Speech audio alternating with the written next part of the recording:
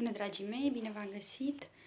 Pentru cei care nu mă cunosc, sunt Romina, sunt psiholog, coach în spiritualitate și autor al cărții Ești o minune vie, pe care o puteți descărca pe blogul meu, telinuțaînțeleg.ro. Mă bucur să vă văd astăzi într-un nou video. Este o zi absolut minunată, cu o încărcătură energetică superbă.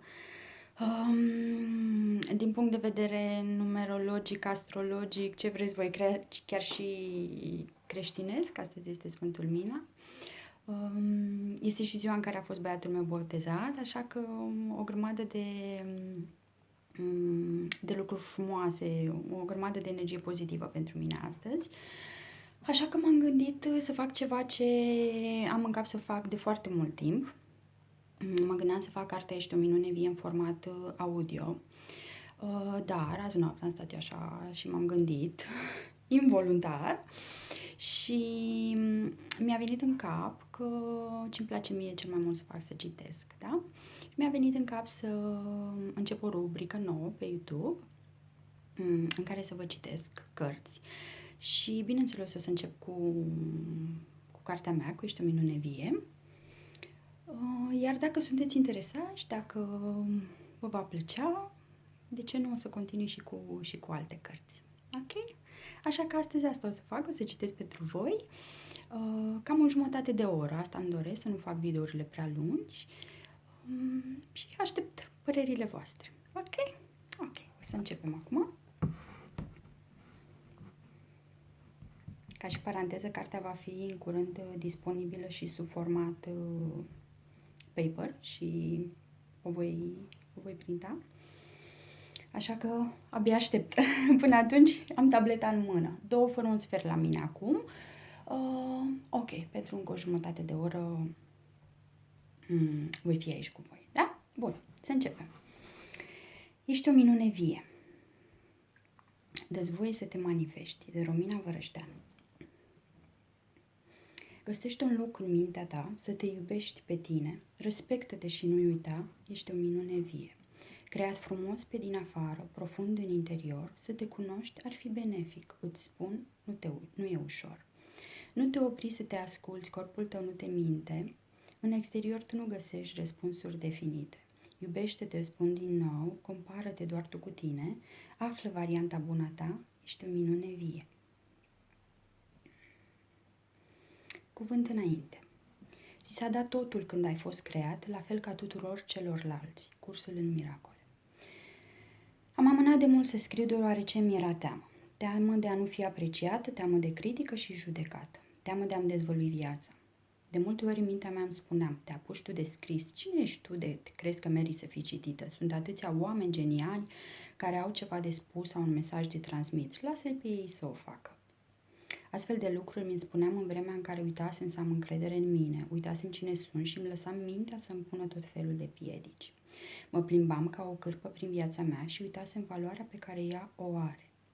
Despre asta este această carte, despre cum am transformat din omidă în fluture, despre cât de dureros a fost acest proces, ce am învățat eu din el și ce fac astăzi pentru corpul, mintea și sufletul meu pentru a trăi în concordanță cu ceea ce sunt și ceea ce simt. Decizia care m-a făcut să mă apuc să scriu a fost legată în mare parte de știrile pe care involuntar le auzeam și care mă șocau de fiecare dată. Chiar astăzi am auzit o știre în care un bărbat și-a omorât bebelușul deoarece soția sa nu a vrut să facă sex cu el. Voi realizați unde am ajuns ca și specie? Conștientizând câtă răutate și nesiguranță există în jurul meu, m-am simțit responsabilă să fac ceva, să transmit iubire, înțelegere și soluții acolo unde este cazul și am ales să fac lucrul acesta deloc întâmplător prin această carte. Nu o să vin cu nimic nou, nu o să vă dau nicio soluție magică la cum să atrageți fericire și abundență în viața voastră. Vreau doar să vă aduc alinare și susținere și poate astfel vă regăsiți iubirea care zace atât de ascunsă în interiorul vostru. V-ați pus pe fundul unui sac iubirea și peste el ați adăugat amărăciune, dezamăgire, deziluzii, gelozii, răutate, frică, nemulțumire, ură, deznădejde, furie, nervi și dependență. Așa arată viața voastră astăzi, vă regăsiți? Tocmai de aceea cartea se numește Ești o minune vie, pentru că vreau să vă reamintesc lucrul acesta, chiar dacă părinții, profesorii, societatea, partenerul sau oricine altcineva v-au făcut să credeți că nu meritați, că celălalt nu merită sau că nu valorați mare lucru, nici voi, nici cel de lângă voi. Cartea este pentru cel care s-a decis să pornească pe drumul acesta al îndreptării atenției spre interior, dar nu știe cum și de unde să înceapă. Am scris din suflet și am dezvăluit amintiri pe care poate nu le-am discutat cu nimeni niciodată, în speranța că poate vă veți regăsi și veți găsi soluții la problemele care vă frământă astăzi. Cu dragoste, R. Capitolul 1. Află cine ești și fă-o din adins. Adevărata ta identitate se află într-un sâmbure de conștiință dincolo de minte, intelect și ego. Atunci când privești dincolo de sinele limitat, acel eu care se luptă să obțină pace, iubire și împlinire în viață, te afli pe calea către adevărata ta identitate. Dacă te cunoști pe tine însuți la acest nivel, nu vei mai suferi niciodată. Deepak Chopra. De ce e important să te cunoști? A înțelege clar care este scopul tău unic poate face diferența dintre a trăi o viață fericită, împlinită, marcată de abundență, cu posibilități de alegere și expansivitate, sau a trăi în țarcul restrictiv al proprii tale nehotărâri și al scuzelor vechi și obosite. Jean Sincero, în cartea Ești cel mai tare. O să încep cu acest subiect, deoarece nu cred că există ceva mai important pe lumea asta decât a te cunoaște și a învăța să trăiești cu tine. Când începi să te cunoști, viața nu ți se mai întâmplă pur și simplu, gândurile nu te mai plimbă în panică și griji, emoțiile nu se mai transformă în dependență, te îndrepți din spectator spre regizor, iar viața ta începe să capete sens. Știu că uneori sună pompos toată treaba asta cu muncă interioară. Toată lumea vorbește despre ea, avem de mii de ani chiar și îndemnul, omule, cunoaște-te pe tine însuși și vei cunoaște universul. Cu toate acestea, poate este cel mai greu lucru de făcut în zilele noastre. Mai ales că trăim într-o societate în care accentul este pus pe ce se întâmplă în exterior și am pierdut conexiunea pe care o aveau strămoșii noștri cu natura, cu stelele, cu universul în general. Nu cred că poți simți iubirea și fericirea dacă nu știi ce te face fericit și cum să oferi sau să ceri iubire. Nu cred că poți avea relații de prietenie sau profesionale dacă nu știi ce vrei de la tine și de la cei din jurul tău. Nu cred că există împlinire în cuplu atunci când ambii parteneri așteaptă și cerșesc unul de la celălalt. Acceptare, iubire, fericire, validare. Chiar dacă vrem cu toții lucrurile acestea, câți dintre voi își pun următoarele întrebări? Care sunt valorile care îmi ghidează viața? Ce vreau să reușesc în viață? Cum vreau să mă vadă ceilalți? Cum mă văd ceilalți? Care sunt pasiunile mele? Oare de ce am reacționat așa în situația X? De multe ori ne limităm percepția asupra propriei noastre persoane la cum suntem văzuți de cei din jurul nostru. Începem să credem că aceasta este realitatea, doar că uităm câte măști purtam în fața familiei, prietenilor sau societății. Gândiți-vă puțin cât de stupid sună lucrul acesta. Vrem să părem în ochii celorlalți ceva ce noi știm că nu suntem, iar în momentul în care primim feedback și ni se demonstrează că suntem văzuți așa cum vrem noi să părem, facem din asta realitatea noastră. Astfel ajungem să nu mai știm cine suntem cu adevărat, exact, ca un mincinos care a început să-și creadă propriile minciuni.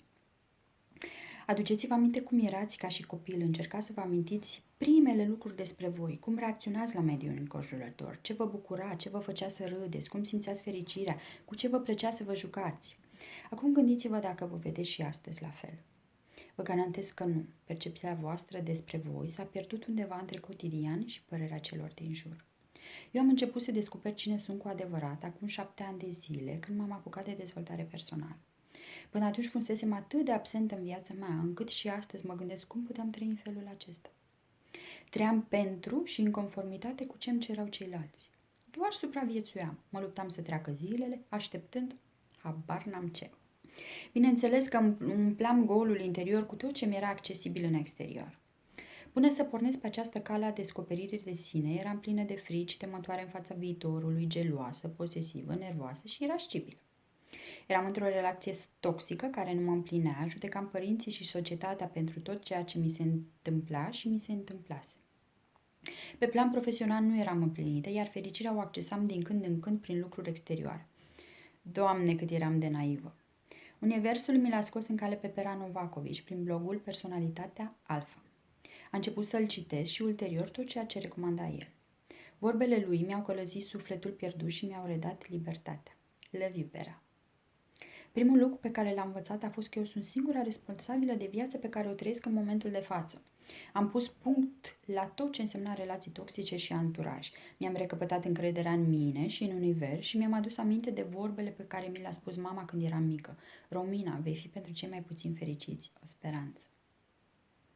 Regretam că pierdusem atât de mult timp, dar totodată eram super recunoscătoare pentru toate schimbările pe care le puteam face. M-am vindecat de gelozie, ajunsese să mă doară fizic, mi-am iertat părinții și am făcut pace cu trecutul.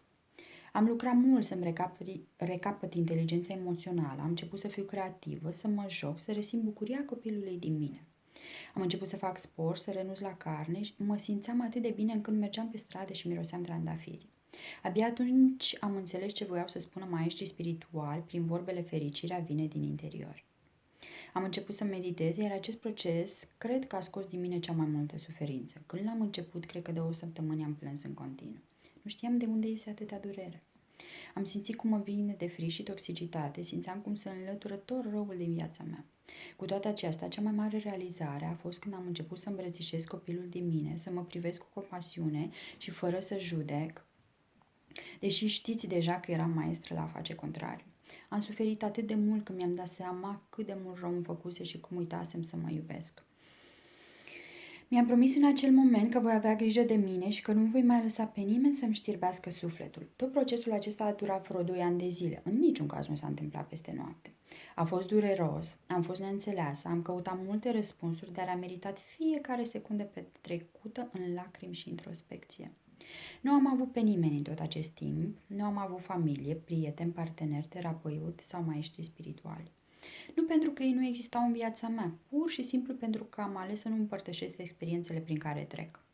Probabil lucrurile s-ar fi petrecut mult mai rapid lângă un terapeut, doar că în momentele acelea nu aveam acces la unul. Nu cred însă că ar fi fost mai ușor. Consider că tot acest proces de cunoaștere și transformare vine la pachet cu suferința. Astăzi sunt fericită și împlinită numai datorită faptului că acum 7 ani de zile am hotărât să aflu cine sunt și am făcut-o din tot sufletul și cu sete de eliberare. Odată ce înțeleg durerea și îi dau sens, suferința devine nobilă. Pera Novakovici. 2. Înțelegerea nivelului de dezvoltare în care te afli. Nu ți dori să fii nimic altceva decât ceea ce ești și încearcă să fii asta perfect. Sfântul Francis de Sales. Îi dau o însemnătate destul de mare echilibrului în viața mea. El mă ajută să dețin controlul, să știu mereu în ce direcție să o iau. Fără el m-aș pierde în prea mult sau prea puțin, creându-se astfel acel dezechilibru cu care mulți ne confruntăm și pe care nu îl înțelegem. Să vă dau un simplu exemplu. Când suntem la grădiniță, învățăm să facem liniuțe și bastonașe pentru a ne ajuta în procesul următor, cel în care învățăm să scriem. În momentul în care am învățat să scriem, nu o să ne mai întoarcem niciodată să facem bastonașe. N-are sens. Mintea noastră e pregătită să treacă la nivelul următor. Totodată, ea nu era pregătită să înceapă să scrie fără banalele bastonașe.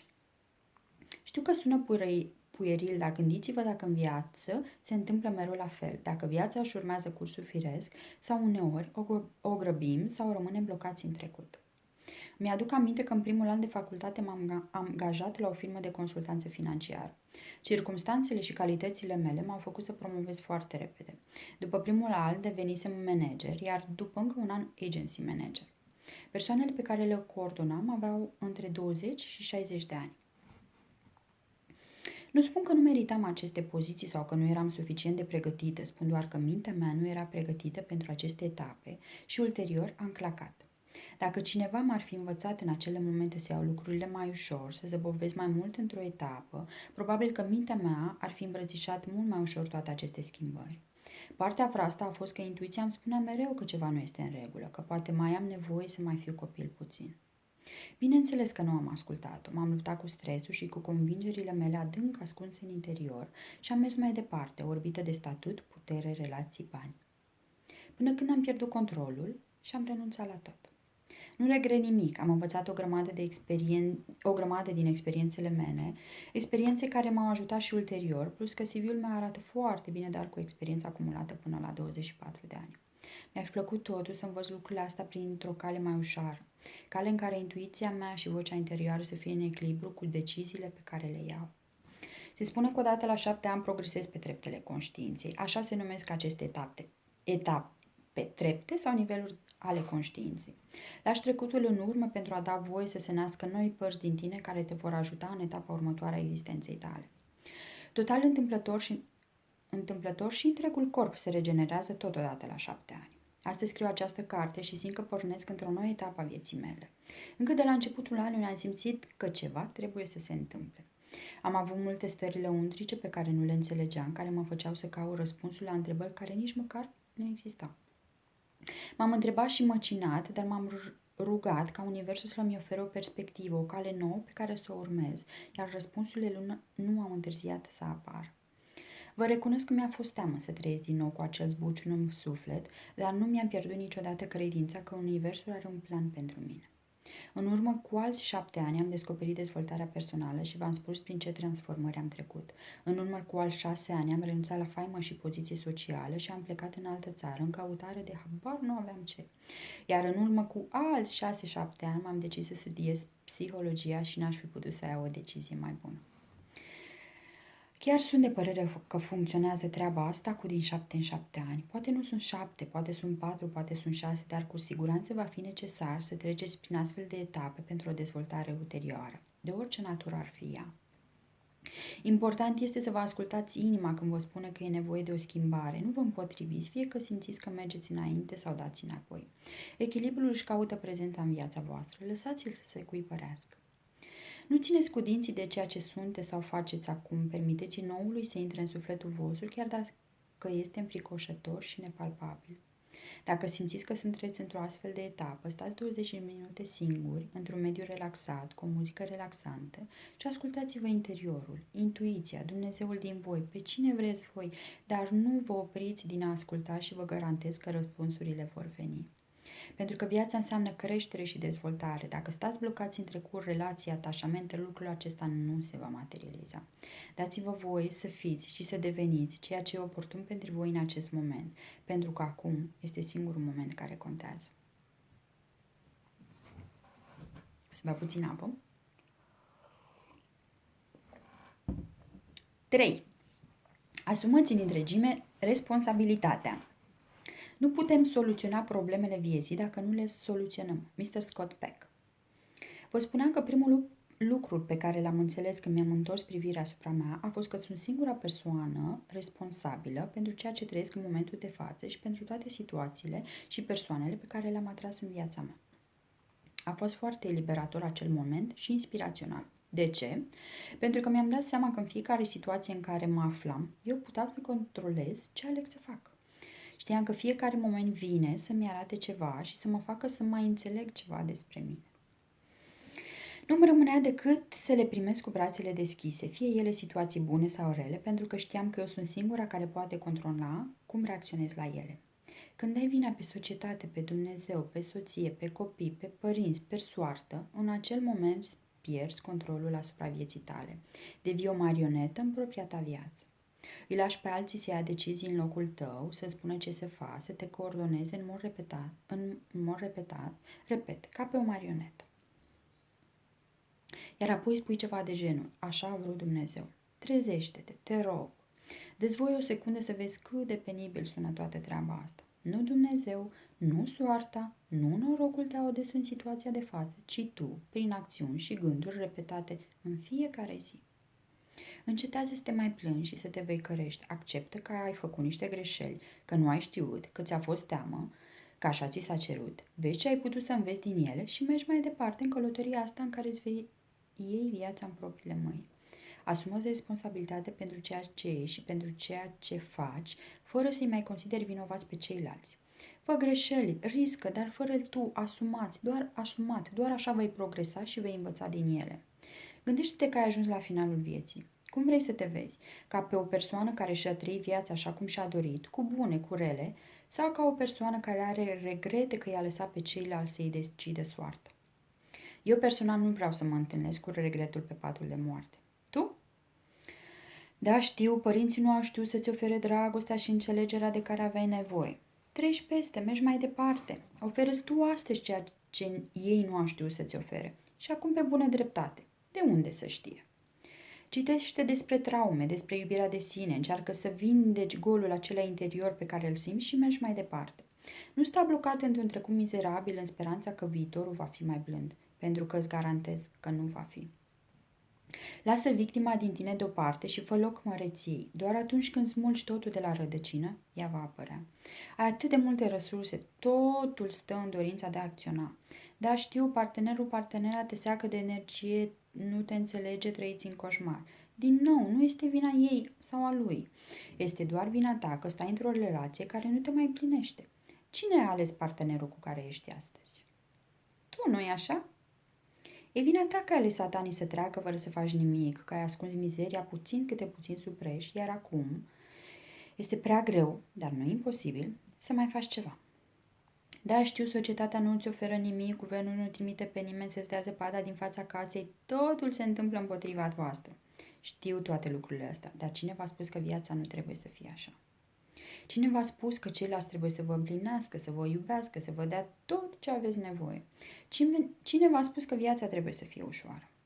Îmi pare rău că trebuie să vă transmit acest mesaj, dar voi sunteți singurii responsabili pentru ce trăiți în momentul de față, la fel cum și eu am fost responsabilă pentru momentele în care trăiam în mocirlă. Nu așteptați să vină cineva să vă mângâie rănile, pentru că nu o va face. Voi sunteți singurii capabili de vindecare, de abundență, de a trăi fericirea în fiecare zi. Aș vrea să fac o paranteză aici. Știu că sunt oameni minunați cărora li se întâmplă tot felul de tragedii și accidente, moartea copiilor, cancer, handicap, abuz în copilărie, lista este lungă. Este trist și de neînțeles și nimeni nu ar trebui să treacă prin astfel de suferințe. Ele se întâmplă pur și simplu, iar noi suntem prea mici în universul acesta pentru a le înțelege scopul și semnificația. Vă îndemn doar să le acceptați. Atunci când s-a mai diminuat din suferință, ea nu va dispărea. Sper doar să puteți trăi cu ea și să nu vă simțiți vinovați. Nu ați fi putut schimba nimic. Știu că vreți răspunsul și să se facă dreptate. Sper să le aflați, chiar dacă nu va fi în această viață. 4. Întoarceți atenția mereu spre tine. În om se află întreaga lume și dacă știi cum să privești și să înveți, ușa este acolo, iar cheia se află în mâna ta. Krishnamurti. Cine privește în exterior visează, cine privește în interior se trezește. C.G. Jung. Dacă vă interesează subiectul dezvoltării personale, sunt sigură că prin tot ceea ce ați răsfăit până acum v-ați mai întâlnit cu acest citat. Mie personal îmi place foarte mult, dar îl văd foarte greu de pus în aplicare în zilele noastre.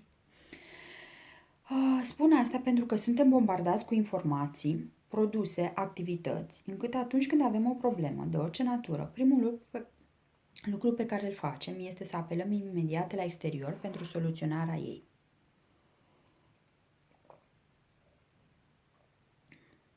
Am uitat să ne oprim activitatea o clipă pentru a ne gândi ce a provocat problema respectivă, ce am simțit, ce am face diferit și de ce anume avem nevoie acum. Bineînțeles, nu mă refer la a căuta în interior atunci când ți se termină tușul la imprimant. Se presupune că aveți o ceartă puternică cu partenera. Primul lucru pe care îl faceți este să fugiți de sentimentele voastre, de suferință. Este așa? Și cum faceți asta? Păi unul iese la bere cu băieții să uite ce s-a întâmplat, celălalt preferă să iasă la o cafea și să vorbească despre ceartă, altcineva merge să alerge, să se relaxeze sau altcineva merge la shopping. Ideea e că fiecare dintre noi, atunci când ne confruntăm cu o ceartă, vrem să o ștergem imediat cu buretele și să facem diverse activități pentru a ne simți bine. Nu mă înțelegeți greșit. Nu este nimic rău în a face o activitate care vă relaxează. Întrebarea mea este câți dintre noi pun cu adevărat degetul pe rană, se ascund în dormitor, fără să le fie teamă de suferință și își pun întrebări de genul: de ce mă dor atât de tare vorbele lui, ale ei? Oare așa mă vede el, ea? De ce am reacționat cu atâta furie la ce mi s-a spus? Am pornit eu cearta? Cum îi spun că m-au rănit vorbele ei sau ale lui? De ce a fost nevoie să atrag această experiență în viața mea? Unde simt toată suferința asta? Încercați să o localizați în corp și să puneți mâna pe ea. Credeți că v-ar ajuta cu ceva toate aceste întrebări? Credeți că veți învăța să vă cunoașteți și să reacționați diferit unei cerți ulterioare? Eu sunt sigură că răspunsul este da. Vă îndemn să nu mă credeți pe cuvânt, ci să încercați asta în viitor. Când spun îndreptați-vă atenția cât de mult spre voi, mă refer la a învăța să trăiți în prezent, la a vă conecta cu cei din jurul vostru, la a vă asculta trupul. Nu vă spun să vă închideți în casă, să faceți muncă interioară 24 din 24. Din contră, vă spun să ieșiți în lume, dar atunci când o faceți, lăsați telefonul deoparte și ascultați ce spune cel de lângă voi. Priviți când mergeți pe scara rulantă, aruncați un zâmbet la cel din fața voastră din metrou, priviți la cât de minunată este lumea din jurul vostru. În loc să înjurați în trafic, stați 2 secunde și gândiți-vă de ce vă deranjează atât de mult proștii din trafic. Soțului meu îi spun mereu, pentru că este genul de persoană care se enervează în trafic, că cei pe care el se enervează se duc liniștiți acasă, fără să bănuiască măcar că cineva are o problemă cu ei. În schimb, el și-a activat hormonul stresului, poate începe să-l doară și capul, ajunge acasă încă nervos pe fraile ăștia care nu știu să conducă și mă întreb eu, cine are de suferit din toată situația asta? Atunci când vă îndreptați atenția spre voi și învățați să vă gestionați emoțiile, să vă cunoașteți stările, începe să dețineți controlul asupra ritmului cotidian. Realitatea nu stă pe Instagram, la Hollywood sau pe podiumurile de modă. Nu acolo trebuie să vă îndreptați atenția sau să tânjiți după ce vedeți. Tot ce vedeți acolo este doar o iluzie. Toți avem vieți imperfecte, toți avem gânduri și neajunsuri care ne macină, fără excepție. Că vrem să părem altceva în ochii celorlalți, asta este cu totul altceva. Nu vă lăsați impresionați de ceea ce vedeți în jur și mai ales nu mai tânjiți după un ideal care nu există. Vă face rău, vă frustrați și este păcat deoarece sunteți la fel de buni și de minunați ca persoanele sau vedetele pe care le admirați. Da, poate ei iau mai mulți bani sau arată mai bine sau sunt artiști minunați, dar asta nu îi face perfecți. Și voi, la fel ca și ei, aveți în voi calități nemărginite. Trebuie doar să le acceptați și să le lăsați să se manifeste. Nu puteți face asta decât îndreptându-vă atenția iar și iar spre eul vostru interior. Ok, dragii mei, păi au trecut 27 de minute, așa că o să închei aici, cu promisiunea că vă revin data viitoare. Am rămas la sub capitolul 5 din capitolul 1. Ok, vă îmbrățișez. Nu uitați, scrieți-mi și mie cum vi se pare toată treaba asta, ok? O zi frumoasă! Bye, bye, bye!